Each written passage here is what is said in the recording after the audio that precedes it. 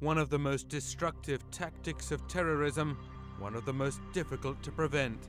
Powerful explosives delivered with deadly precision by a suicide bomber. Now in Iraq, a disturbing trend, the growing number of women suicide bombers. Are they dreaming of martyrdom or victims of coercion and deceit? This is a special report, Deadly Recruits, Female Suicide Bombers.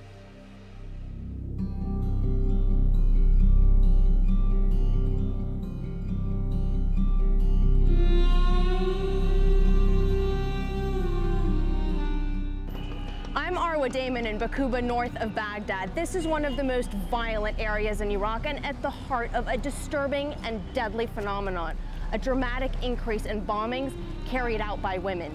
In the first 6 months of this year, the number of women who blew themselves up tripled compared to last year.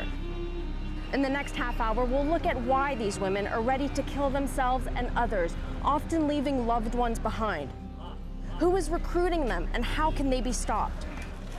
We'll also look at how female suicide bombers have become weapons of insurgencies around the world and investigate the case of a Catholic girl from Belgium who came to Iraq to kill herself and American soldiers. Around half of the suicide attacks carried out by women take place here in Diyala province, but it's also where U.S. and Iraqi forces have made some dramatic arrests, like in August when a 15-year-old girl walked up to this checkpoint. Iraqi police grew suspicious. They searched her and found explosives strapped to her body.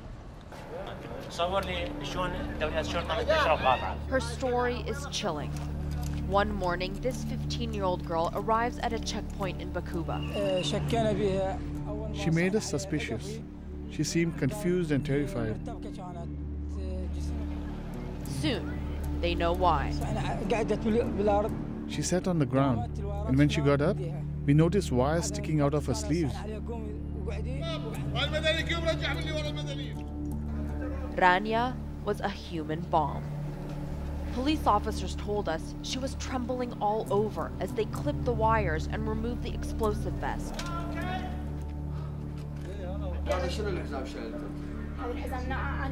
At the police station, her voice shakes. Her sentences are often incoherent.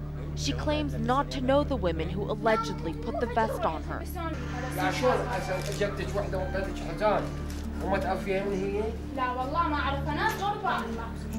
She also swears she didn't want to detonate herself.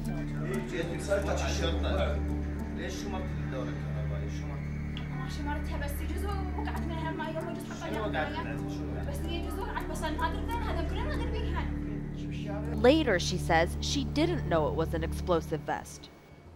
The police have their own theory about an underworld of deception and cruelty. Her mission was to transfer the vest from one place to another, Major General Abdul Karim Khalaf tells us. She was accompanied by another woman who told her to wait while she went to get something. The woman's plan was to detonate her by remote. Iraqi police say Rania's uncle and 3 cousins were suicide bombers. They believe her entire Sunni family are Al-Qaeda members, linked to a female suicide bombing ring. The police general says Rania's aunt is in charge of the cell and one of the most wanted terrorists in the province. Rania's grandmother, a village nurse, is accused of identifying vulnerable women in her care and recruiting them with promises of heavenly rewards. Rania's mother has the title of Emir, Khalaf tells us. It is the first time in Iraq that Al-Qaeda grants the title of Emir to a woman. In Al-Qaeda's hierarchy, Emir means commander. Both her mother and grandmother are in detention with Rania and deny the charges. Neither wanted us to show their faces, but consented to our interview with Rania. She seems devoid of emotion and detached from reality. Rania says she once dreamt of being a doctor. I had rheumatism, Rania says. My legs were swelling. I couldn't finish school. Her father was kidnapped by Shia militiamen 2 years ago and has not been seen since. Her brother is in jail on terrorism charges. Her mother married her off to a man in his 20s. Her mother sounds unapologetic. In matter-of-fact tones, she tells us that the family had no money and no income. Police counter, she knowingly sold her daughter to terror to avenge her family. Rania and her husband lived here in the village of Mukisa, once an Al-Qaeda stronghold.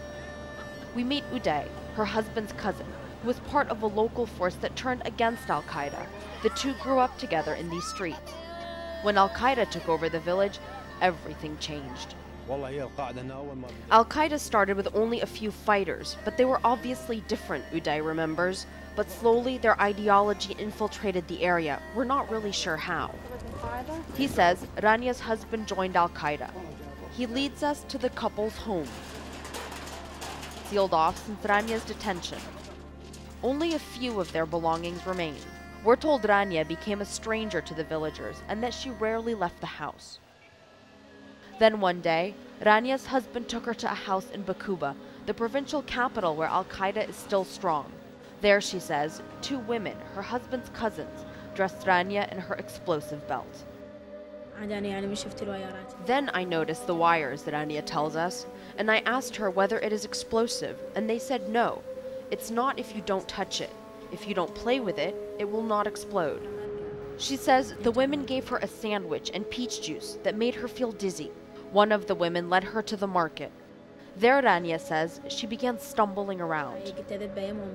I wanted to give the vest to my mother, she claims. She never made it to her mother's house. The Iraqi police detained her husband a few weeks later. They paraded him in front of the media, blindfolded.